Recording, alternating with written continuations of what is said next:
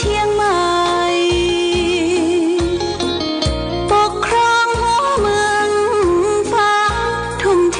แรงกายแรงใจทุกชาติพันธุ์รวมใจ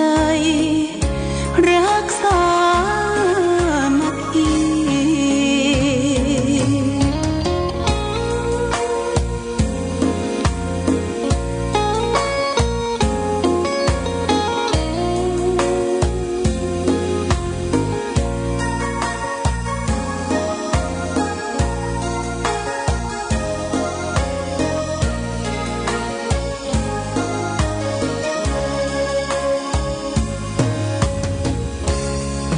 ก่อนเป็นวัดร้างโบราณสืบสาน2524พระมหาราชครูเกษราปัญญาปรมาติกาจารย์จากวัดดับภัยเชียงใหม่สืบสานเวลาผ่าน131 ปีนานไกลวัดพระบาทอุดมรุ่งเรืองงามตาเจ้าน้อยบุญทาวงศาข้าหลวงปวงเชียงใหม่ปกครองหัวเมืองฟ้าทุ่มเทแรงกายแรงใจทุกชาติพันธุ์รวมใจรักษามัคคี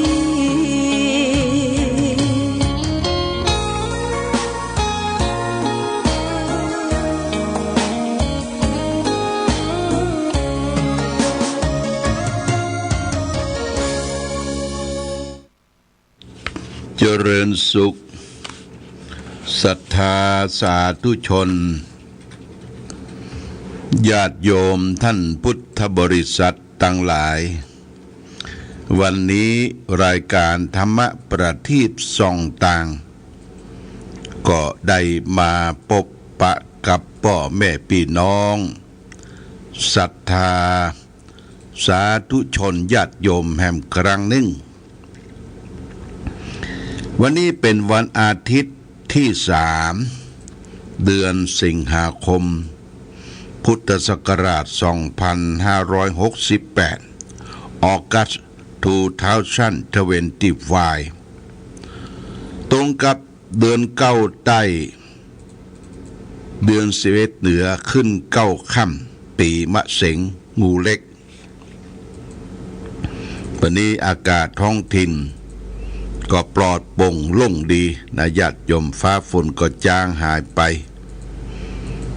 เหมาะแก่การเดินทางสัญจรไปมาก็จะให้มันหายไปเสียงนั้นก็เป็นหน้าฝนละญาติโยมหน้าฝนฝนตกลงมาครั้งคราใดก็ทำให้แผ่นดินเข้ากล้าไร่นาตลอดถึงพักผลไม้ที่เฮาได้อาศัยได้กินได้บริโภคได้ใช้เป็นประโยชน์แก่มนุษย์คนเฮาและท่านทั้งหลายบ้านเฮาเมืองเฮาเป็นบ้านที่อุดมสมบูรณ์พูนสุขในน้ำมีปลาในนามีข้าวพื้นดินเฮาก็มีทรัพยากรยกตัวอย่างแมงมันบนหัวเขาก็มีพืชพักผลไม้และก็มีมดส้มนี่เพิ่นว่าสมบูรณ์ทุกอย่างเมื่อคืนที่แล้วได้ไปออกรายการธรรมสัญจรณที่วัดสันปูเลยหรือสันประแดงตำบลแม่สูนก็มีญาติโยมไปฟังกันนักกันหลายนุ่งชุดขาวนุ่งชุดขาวโดยการนำของท่านนายกองค์การบริหารส่วนตำบลสภาวัฒนธรรมกำนันผู้ใหญ่บ้านนี่ภายนอกพร้อมด้วยศรัทธาเจ้าบ้านภายในก็หมายมีเจ้าคณะตำบลท ท่านรองตำบลเจ้าอาวาสทุกวัดได้ไปร่วมกันในการออกงานพบปะสังสรรค์ธรรมสัญจรก็การเทศธรรมสัญจรนั้นก็ล้วนแต่เป็นผลหมากลากไม้ญาติโยมแต่ว่านี่ก็แบ่งกันนะการเทศนี่นักเปิ้นใส่เป็นซ้าก็เอาไม้สัก2 ซ้าซึ่งประกอบด้วยลำไยผลหมากลากไม้หน่อไม้หกหน่อไม้ใหญ่แล้วก็นอกจากนั้นก็มีทุเรียนลูกหนึ่งนะเปิ้นถวายเป็นกันเทศเปิ้นว่าเป็นทุเรียนเมืองฝางวันนี้จะได้จิ้มทุเรียนเมืองฝางออกใหม่และกันเทศนี่เปิ้นแบ่งเป็น2 ส่วนหนึ่งก็เอาถวายเป็นค่ารถค่ารางค่าคนขับรถและส่วนหนึ่งก็เก็บเป็นของกลางของตำบลเป็นค่าน้ำค่าไฟสถานที่อันนี้เป็นการดีนะธรรมสัญจรเปิ้นจัดอย่างนี้เป็นการดีก็ประชาสัมพันธ์บริจาคกันเทศหลวงพ่อไปเทศบ่ใจหัวเอาหมดบ่ใจนะคือเป็นแบ่งเป็น2 ส่วนหนึ่งก็เอาบำรุงในตำบลบำรุงค่าไฟฟ้าของวัดสถานที่แต่ส่วนหนึ่งก็เป็นถวายเป็นค่าน้ำมันรถค่าคนขับรถประเดี๋ยวนี้ค่าน้ำมันรถคนขับรถมีความจำเป็นเพราะว่าทุกวัดวาอารามที่ขับรถถือสังฆพระสงฆ์นั้นเจ้าอาวาสต้องจ่ายเองนะต้องจ่ายเองวันหนึ่ง200-300ถ้าไปไกลก็500ญาติโยมนี่แล้วทำความเข้าใจโดย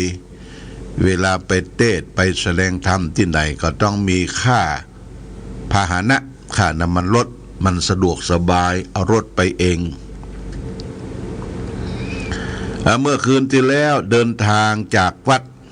ก็7 โมงเกิงทุ่มเกิงเดินทางไปว่าบอกคือโชเฟอร์เข้าที่ข้างวัดแม่ศูนย์หลวงตรงไปเดะไปถึงสันปะแดงเนี่ยแต่บ่ได้เข้าข้างวัดแม่ศูนย์หลวงสักกรรมไปเข้าใต้บุญเข้าใต้เป็นแม่ศูนย์ต้นซ่านญาติโยมเป็นหนทางเข้าไปร้องอ้อแม่ศูนย์ต้นซ่านเข้าไปแล้วก็คิดไปถึงบ้านแม่ศูนย์ต้นซ่านว่าจะแวะอ้อมลงผ่านวัดชัยเกษมต้นซ่านบลงซ่านสกรรมแล้วก็ขึ้นไปทางบนขึ้นไปทางบนพดโทเป็นโลเป็นอามเป็นตี้เกือบจะไปพดว่าวัดปังควายญาติโยมวัดปังควายก็ลงปิกมากว่าจะเข้าไปถึงวัดสันปะแดงสันปุเลยนี่ก็ปาเข้าไป2 ทุ่มเกิงนะ2 ทุ่มเกิงมีศรัทธาญาติโยมไปนั่งกันเต็มก็เป็นสิ่งที่ได้ไปออกธรรมสัญจรตะวันนี้เมื่อคืนเป็นวันพระวันศีลที่แรกก็คือตำบลแม่ศูนย์ที่วัดสันปุเลยหลังจากแสดงธรรมเทศธรรมประมาณ30 นาทีเพิ่นก็มีกิจกรรมของคณะสงฆ์ก็พร้อมด้วยทางองค์การบริหารส่วนตำบลแม่ศูนย์เพิ่นก็ได้จัดหาของมาเป็นที่ระลึกญาติโยมไปธรรมสัญจรเนี่ยจะได้ประโยชน์ธรรมะก็ได้ฟังสิ่งของเครื่องใช้ข้าวสารอาหารแห้งเพื่อก็ยัดเป็นแพ็คเป็นกล่องเป็นอย่างมอบปันฮื้อแก่ญาติโยมนะเอาไปขึ้นเส้นก่อนเด้อขึ้นเส้นตะวานี่ก็มีผู้ได้ไปฟังประมาณ 300 กว่าคนนะญาติโยม300 กว่าคนได้ขึ้นเส้นแล้วก็หลวงพ่อบ่ได้เตรียมอย่างไปก็พอดีว่าทุกที่ทุกแห่งทุกหนจะเตรียมวิทยุไปวิทยุใหม่เปิดได้เปิดฟังธรรมะก็ได้ออกเบอร์ไว้3 เบอร์นะ3 เบอร์เรียกว่าก็ได้จดชื่อจดอย่างไว้วันนี้จะได้เอาไปมอบเพื่อผู้ที่ได้จกฉลากได้วิทยุใหม่ของหลวงพ่อที่ออกธรรมสัญจรจะได้ไปมอบที่วัดขยานุสิทธิ์กำเดียว9 โมงนี่วัดขยานุสิทธิ์ก็จะได้มีการรดน้ำศพตุเจ้าตายหำละญาติโยมคือพระอธิการสุทัศน์ชยาธรรมโมเจ้าวาดวัดขยานุสิทธิ์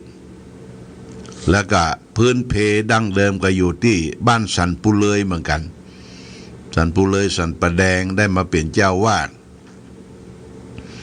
ก็ได้ทะลงเปียที่เจ็บไข้ได้ป่วยถึงแก่มรณภาพคณะสงฆ์ก็ได้นำสรีระร่างกายของท่านมาตั้งบำเพ็ญบุญกุศลวันนี้จะมีการรดน้ำศพที่วิหารวัดขยานุสิทธิ์ตำบลแม่คะเนอะญาติโยม9 โมงไปพบกันรดน้ำศพตุเจ้าก็เมื่อวันที่2นี่ก็ไปปิดศพตุเจ้าเช่นเดียวกันคือพระอธิการสุรินทร์เตชะวันโนวัดสันดินแดงตำบลแม่ซูนเหมือนกันแม่ซูนไปสองตนละวันนี้เป็นสรีระร่างกายของพระอธิการสุทัศน์ชยาธรรมโมก็แจ้งให้คณะสงฆ์ได้รับทราบไผ่ว่างเว้นภารกิจ9 โมงเนอะไปรวมกันที่วัดขยานุสิทธิ์แม่คะตำบลแม่คะเราก็ได้ไปร่วมกันแสดงความไว้อาลัยการจากไปของพระอธิการสุทัศน์ชยาธรรมโมที่วัดขยานุสิทธิ์ตำบลแม่คะ9 โมงนะนัดกัน9 โมงรดน้ำศพอันนี้ญาติโยมท่านสาธุชนทั้งหลายการเป็นการตายของมนุษย์คนเฮาน่ะพญามัจจุราชอันยิ่งใหญ่นี่นะคือความตายนี้เป็นพญามัจจุราชอันยิ่งใหญ่บ่เคยยกเว้นแว่แก่ผู้ใดถึงเวลาคราวใดพญามัจจุราชจะมาพรากเอาชีวิตของแต่ละท่านแต่ละคนไปบ่จ้าก็เวยบ่เวยก็จ้าบ่เหนือบาลีกลี้จากเงื้อมมือของพญามัจจุราชไปได้คือความตา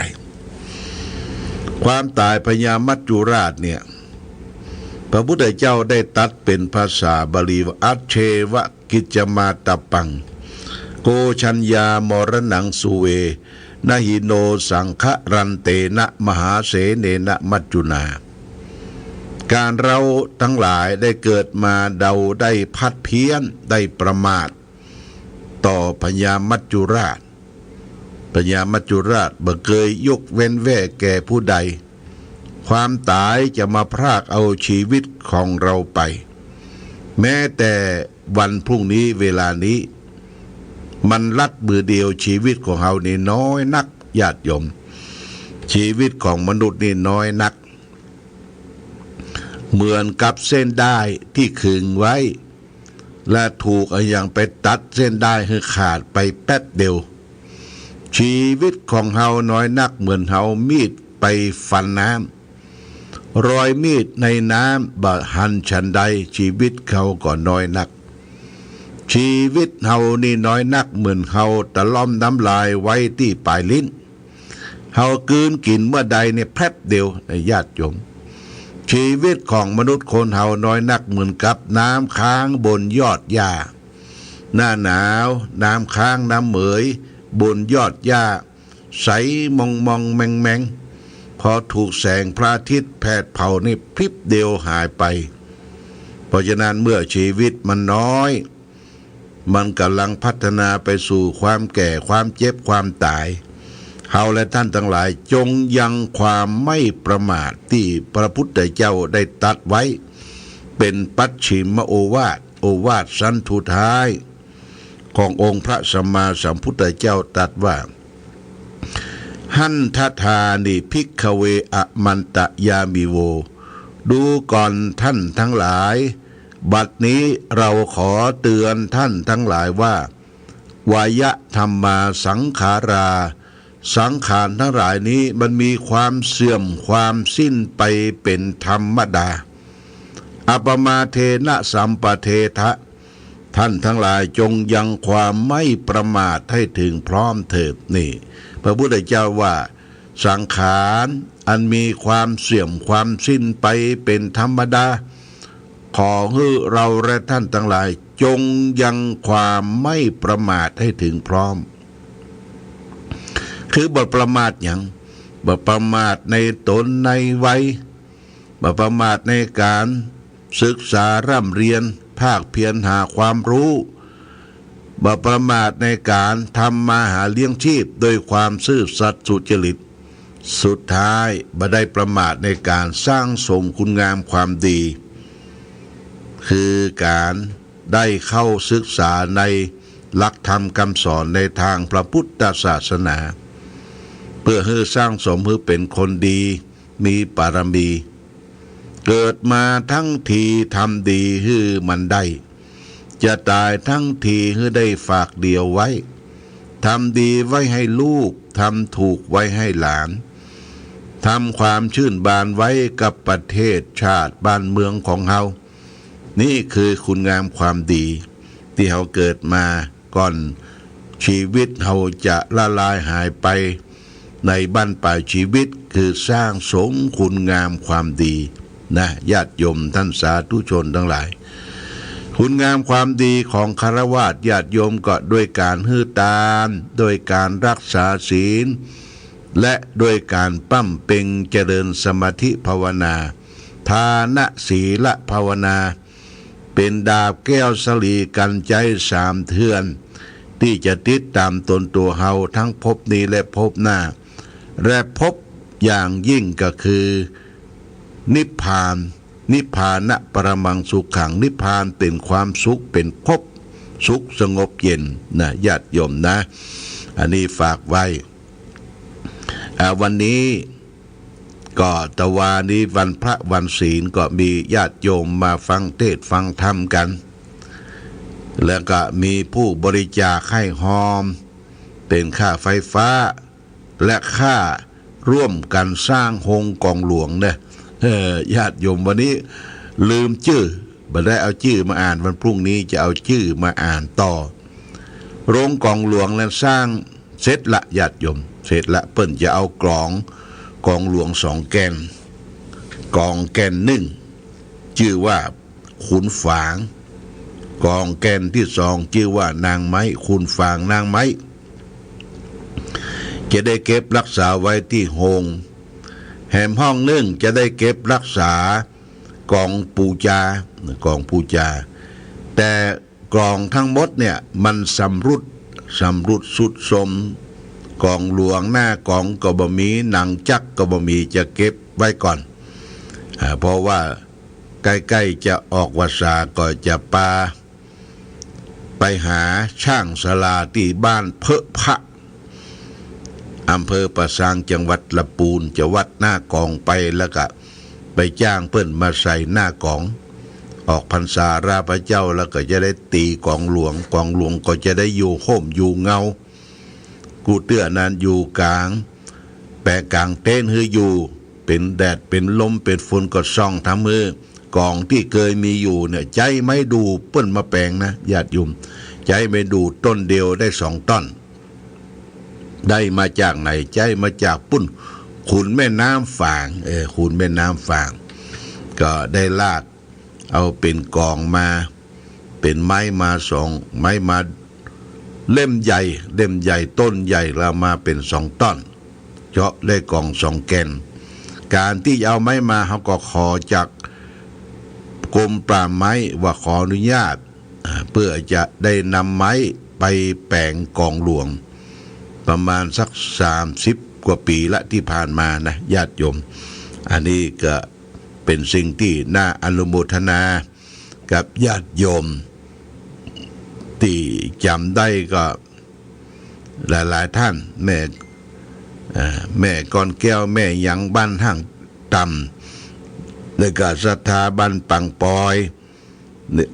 ได้ร่วมกินร่วมทานวันพุธจะเอารายชื่อมาอ่านมาทบทวนโมทนาสาธุกับทุกท่านได้อยู่ดีมีสุขมีโชคมีใจเป็นลำดับต่อไปวันนี้รายการธรรมะประทีปส่องต่างได้มาพบญาติโยมเป็นวันอาทิตย์นะวันอาทิตย์นี้ทางสถานีวิทยุชุมชนคณะสงฆ์อำเภอฝางเฮาก็จะได้นำเอาซอซึ่งเป็นมรดกตกทอดทางวรรณกรรมทางเสียงปีเสียงซอเป็นศิลปกรรมเป็นคานคับสารของพื้นบ้านร้านนาเมืองเหนือเฮาเนี่ยมาเปิดให้ญาติโยมท่านสาธุชนทั้งหลายได้ยินได้ฟังก็อยู่ที่บ้านที่จ้องบ่ไปไหนก็ฟังซอก่อนจากกันมีธรรมะนำมาฝากคือแก่ศรัทธาญาติโยมธรรมะที่มาฝากวันนี้เรียกว่าอัตตาเหวะชิตังไฉโยอัตตาหะเวชิตังไฉโยแปลว่าชนะตนนั่นแหละเป็นการดีเขาจะชนะอื่นหมื่นแสนเขาบ่ชนะใจตัวเองปล่อยให้มันไหลไปตามกิเลสชื่อว่าบ่ได้ชื่อว่าชนะการชนะตนก็คือควบคุมตนเองที่มีกิเลสเข้ามาพอกพูนมากลุ่มมารุ่มจิตใจเฮาที่เป็นความโลภความโกรธความหลงควบคุมมันอยู่นี่ว่าชนะตนนั่นแหละเป็นดีอัตตาหะเวชิตังไฉโยชนะตนนั่นแหละเป็นดีนี่ฝากเป็นข้อคิดนี่แก่ญาติโยมท่านสาธุชนทั้งหลาย